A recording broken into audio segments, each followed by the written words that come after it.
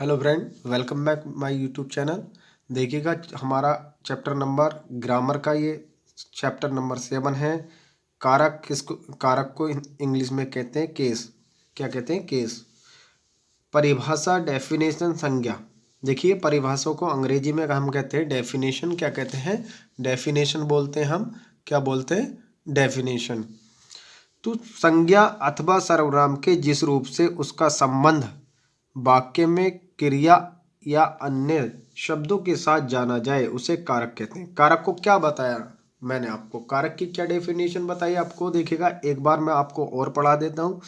संज्ञा अथवा सर्वनाम के जिस रूप से उसका संबंध, यानी कि संज्ञा और सर्वनाम के जिस रूप से उसका संबंध वाक्य में क्रिया या अन्य शब्दों से के साथ जाना जाए उसे कारक कहते हैं। क्या कहते हैं? कारक कहते हैं। हिंदी में कारक के 8 भेद हैं। हिंदी में कारक के 8 भेद हैं। कारक को प्रकट करने वाले चिन्ह विभक्ति कारक चिन्ह या उपसर्ग कहलाते हैं। क्या क्या कहते हैं? कारक के चिन्हों को विभक्ति कारक चिन्ह या उपसर्ग कहते हैं। निम्नलिखित वाक्यों को ध्यानपूर्वक पढ़कर समझिएगा। राम ने रावण को मारा। अब इसमें कौन सा कारक है मैं आपको बता देता हूँ, ये बाद में बताऊंगा। मैं आपको पहले समझा देता हूँ। एग्जाम्पल, पेड़ से पत्ता गिरता है। डाकिया ने शोभा को पत्र दिया। यह राम की पुस्तक है। वह कलम से लिखता है। वह घर में नहीं है। छात्र ज्ञान के लिए पढ़ते हैं। हे बच्चों, सदा सत्य बोलो। उपयुक्त वाक्यों में संज्ञाओं का क्रिया से संबंध बताने के लिए ने, से, को, के, लिए, से, की, में, है आदि चिन्हों का प्रयोग किया जाता है। ये चिन्ह ही विभक्तियाँ या उपसर्ग कारक कहलाते हैं।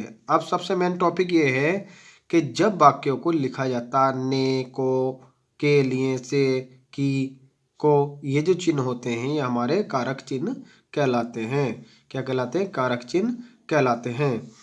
देखिएगा, अब मैं बताऊं। पहला वाक्य में मैं आपको बता देता हूं। राम ने रावण को मारा। तो इसमें कौन सा कारक है? कर्ता कारक। क्या है इसमें? कर्ता कारक। जब ने का चिन्ह आएगा तो कर्ता कारक होगा। क्या होगा? कर्ता कारक।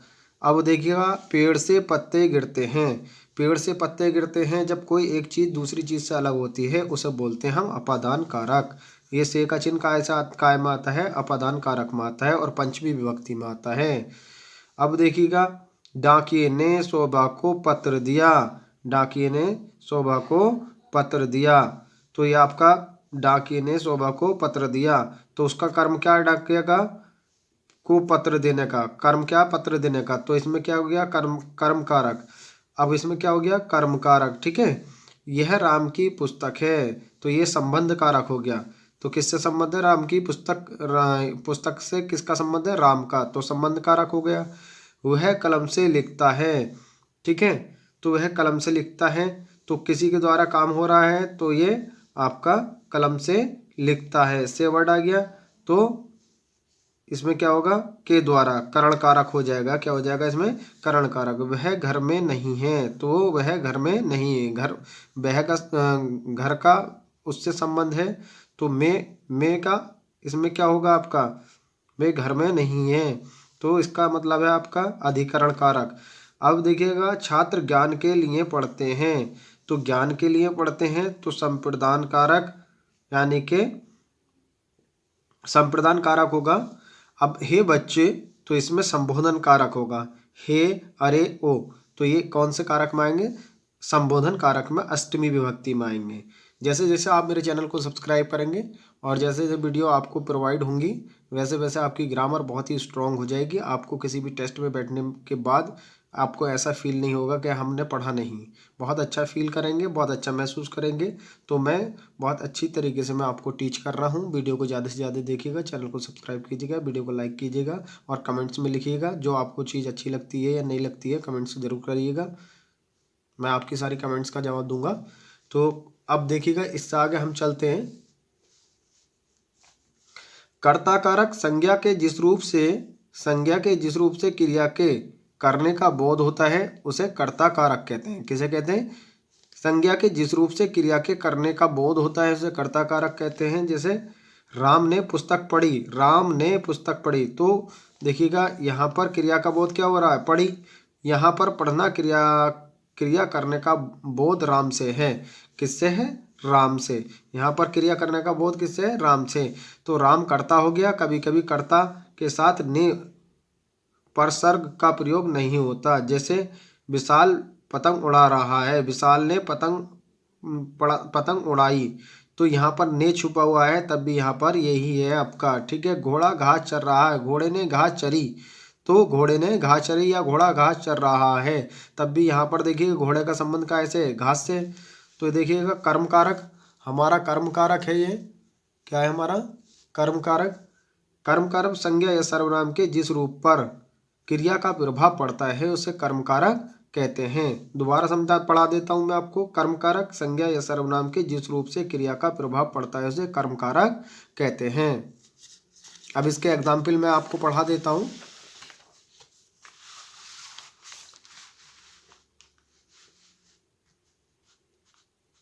देखिएगा, जैसे राम ने रावण को मारा, यहाँ मारना, राम ने किसको मारा?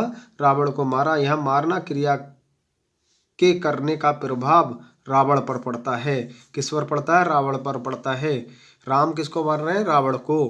क्रिया का प्रभाव किस पर पड़ रहा है? रावण पर पड़ रहा है। अतः रावण कर्म कारक है। कर्म कारक कभी करीब कर्म कारक के साथ को परसर्ग का प्रयोग नहीं होता। सौम्या पुस्तक पढ़ती है, राम फुटबॉल खेलता है। अब करण कारक कर्ता कारक की क्रिया को करने में सबसे अधिक सहायता करता है उसे अधिकरण कारक कहते हैं। जैसे राम कलम से लिखता है, देखो मैंने अभी समझाया था अधिकरण कारक है उसमें। तो यहाँ पर क्या है? राम कलम से लिखता है, क्या है? अधिकरण कारक। यहाँ लिखना क्रिया का कार्य कलम की सहायता से हुआ है, अतः कलम करण कारक है। संप्रदान कारक जब कोई चीज किसी को दी जाती है। ठीक है। छात्र ज्ञान के लिए पढ़ते हैं, देखो संप्रदान कारक मैंने बताया था अभी पीछे। संप्रदान कारक है, कौन सा है? संप्रदान कारक। जिसके लिए कोई कार्य किया जाए उसका बोध कराने वाले शब्द को संप्रदान कारक कहते हैं। जैसे छात्र ज्ञान के लिए पढ़ते हैं, यहाँ छात्र ज्ञान के लिए पढ़ रहे हैं, अतः यहाँ ज्ञान संप्रदान कारक है। ज्ञान क्या है? यहाँ संप्रदान कारक है। अपादान कारक, अपादान कारक वाक्यों में संज्ञा के जिस रूप से अपादान कारक वाक्यों में संज्ञा के जिस रूप से किसी का अलग होना पाया जाए उसे संप्रदान कारक कहते हैं। जैसे पेड़ पत्ते से गिरता है, यहाँ पेड़ से पत्ता अलग हो रहा है, अतः पेड़ अपादान कारक है। अतः पेड़